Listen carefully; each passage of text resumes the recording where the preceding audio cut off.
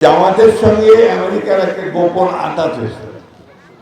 এই আঁতাতটা বাংলাদেশের জন্য ভালো নয়, এটা বাংলাদেশ ক্ষতি করবে। প্যালেস্টাইনের মানুষকে হত্যা করা হচ্ছে, তখন এই আঁতাতটা বাংলাদেশের শান্তি শৃঙ্খলা সার্বভৌমত্বের জন্য ক্ষতিকর হয়ে দাঁড়াতে পারে।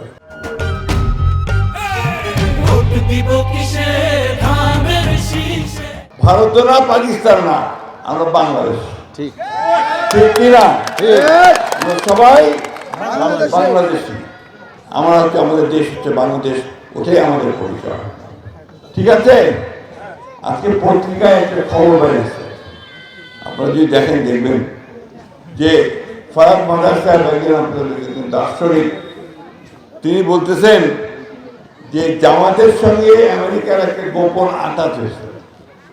এই আঁতাতটা বাংলাদেশের জন্য ভালো নয়, এটা বাংলাদেশ ক্ষতি করবে। আমার যখন প্যালেস্টাইনের মানুষকে হত্যা করা হচ্ছে, কাশ্মীরে হত্যা করা হচ্ছে, তখন এই আঁতাতটা বাংলাদেশের শান্তি শৃঙ্খলা সার্বভৌমত্বের জন্য ক্ষতিকর হয়ে দাঁড়াতে পারে।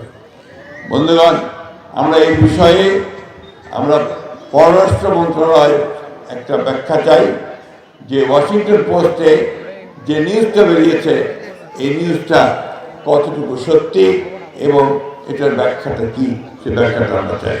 সাংবাদিক ভাইয়ের মাধ্যমে আমি এই ব্যাখ্যাটা চাই। আপনাদের সবাইকে আবারও ধন্যবাদ। সবশেষে আবারও দানের শীষে ভোট চেয়ে আমি বক্তব্য শেষ করছি।